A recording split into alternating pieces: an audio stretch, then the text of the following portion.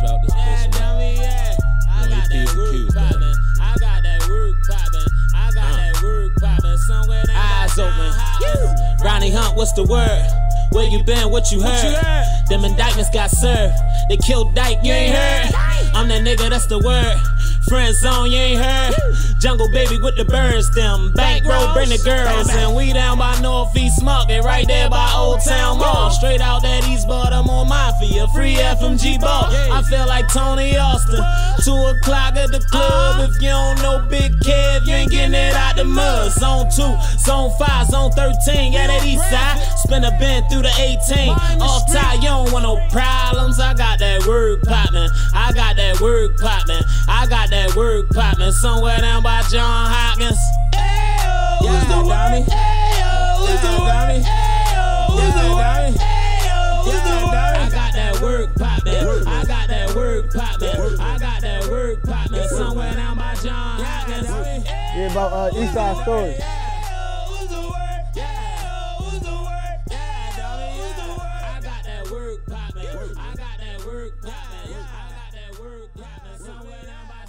The only way you gonna know anything, you have to be out here in these streets. Baltimore's still a beautiful city. What do we want? Safe streets. When do we want it? Now. What do we want? The east side of Baltimore was a vibrant, thriving city. And I done lived all over East Baltimore.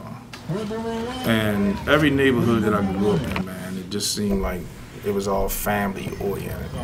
You know, you knew everybody, not just in your block, but blocks away, and they knew you.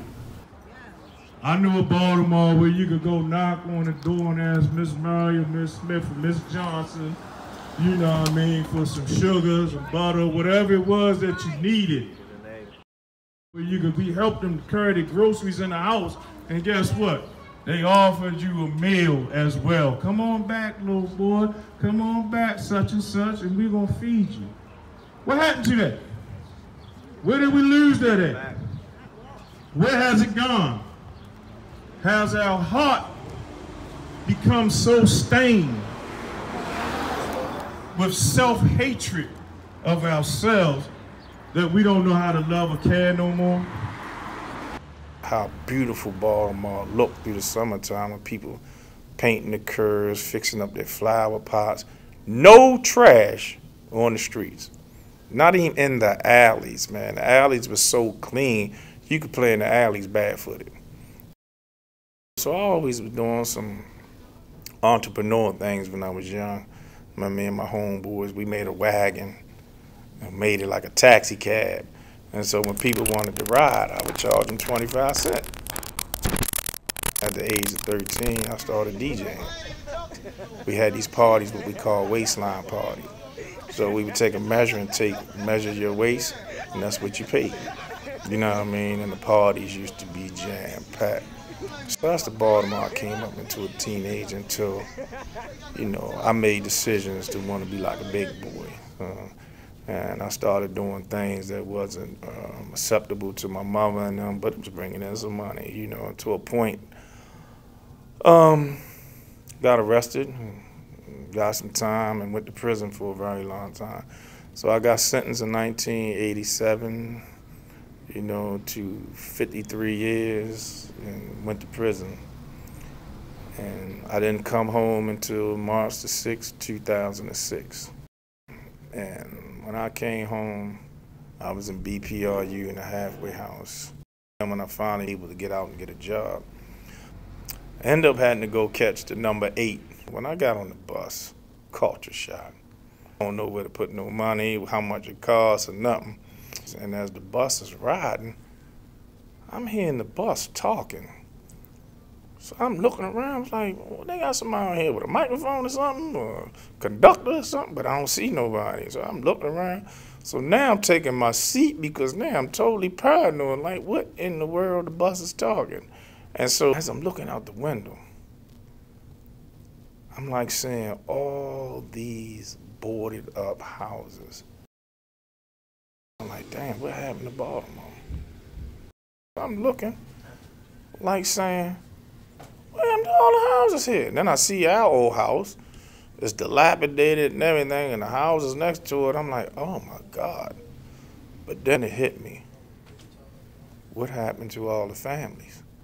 Where did all these people go? And so as I continue on down to Chester and North Avenue, it's the same thing. This vivid, beautiful Baltimore that I remember, and a lot of the neighborhoods that I rode my bike, skated through, walked through, whatever, is total in shambles. Two of the major employers in Baltimore at that time, especially in East Baltimore, was Bethlehem Steel and GM. Both of these located in southeast Baltimore, down on the docks and the waterfront. You could pretty much tell everybody that ever worked for either one of these because most of them drove Cadillacs or big Buick 225, electric 225s. It was thriving. They always had money. They dressed nice. And most of the young people would strive to want to be like their parents at that time. They closed these plants. They closed the trade schools and a lot of the training programs and job opportunities. And so the only thing economically that they had to turn to was the drug trade. It's lit out here, Miami Street. Which helped destroy the inner city, not only just the buildings and the neighborhoods and the communities, but a lot of the families. And you start closing the financial institutions or the financial backbones to some of these families, what else did they have to turn to? All right, first thing a child is going to think when he sees and he comes to the conclusion that you have to be the man in your household, first thing you're going to think is get a job, go work. But then if you come to the realization that you need that help right here, right now, and right here, right now you're 11, that's unrealistic. You can't get a job because no one's going to hire an 11-year-old. That's child labor laws to protect you from doing things like that, you feel me? But this 11-year-old who's living in a house with no gas and electric, no food in the refrigerator, still in his heart wants to provide for his family because he don't want to see his mother hurt, don't want to see his father struggling, if he even has a father in his life. At 11, I decided I wanted to come work, so I wanted to get money. I couldn't get a job, a traditional job. So I went up the street to the gas station and I pumped gas. And you know, my homeboys would pump gas. But that was and we made a lot of money doing it. Dudes seeing the young kids out there pumping gas at the gas station, they would give us 10s and 20s and stuff like that. And because the money was coming so fast, we spent it just as fast as we got it. Around the corner from the gas station was a McDonald's. I never bought my own food. Feel like a man's being able to go to McDonald's and spend your own money, even though you just worked your ass off at the gas station to make it. I mean, that same money might not come in the next day. So you learn that little life lesson in finances right then and there, you feel me, quick. So I just was thinking, I gotta come up with more hustles. Dude named Mr. Nate, God rest his soul, used to sell flowers in the community and gift cards every holiday. So you get $2 a gift card and $1 off a flower. People would tip us and all the tips is ours. Feel me? So we run around hustling gift cards and all that. And we just trying to make money and provide for our family or just take a little slack off our mother. Like if I come in the house and my stomach full, my mother cooking food, I ate already, then that's one less plate she gotta make, you feel me? You feel me? Somebody took a notice to that. So these little kids got a drive in them. But it wasn't no job owner or business owner, you know what I mean, that say, man, maybe I should get him to work in my shop. It was a drug dealer. It's like, maybe I should get him to work in my shop. And they draw us in. Because they seen us out here hungry trying to get it and doing what we can. Same way the kid around the corner that shoot the dice all day.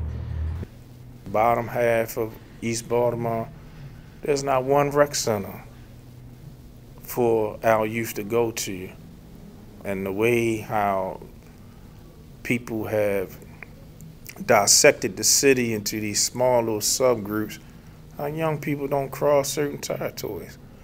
So we have to think outside the box. So me and some of my partners, we put on basketball tournaments. I have a boxing gym that's about to open to be an outlet to get your frustrations out. We take people to the beach, go-kart riding, whatever it is to break the monotony. And we also work with our young people to help them learn to settle their differences in a peaceful manner. It ain't about a paycheck. It's about seeing the smiles and on people's faces when they see some of the violence interrupters or outreach workers. When we put on community events, to see the people just come out and enjoy themselves and eat food and participate, because that gives them a break in the everyday trauma that they experience day to day living in Baltimore. You know, to me, as much as the negative is publicized on TV and the news, there's a lot of success that's going on in Baltimore. There's a lot of happiness that's going on in Baltimore, but they never get publicized. We don't want to be them statistics that everybody talk about here. Like, we do have dreams, you feel me? You know what I'm saying? This is the essence of us, you know what I'm saying? Our swag, our flow, our everything. Like, East Baltimore, like, we don't get a lot of recognition, but there's so much talent in over here. Is a lot of us fighting to just make something out of ourselves. Like, it's our time. Who's always supporting us at Friend Zone Variety, man? You already know. Miami to Bradford Street, man. Out the mud is how we doing it. Never stop chasing your dreams, you know, like, even if you chasing them by yourself, if you want your family and your friends to be there for you, like, just never give up on your dreams.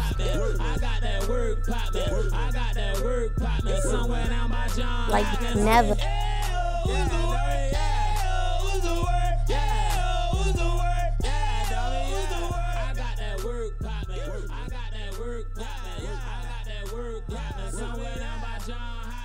I run the city.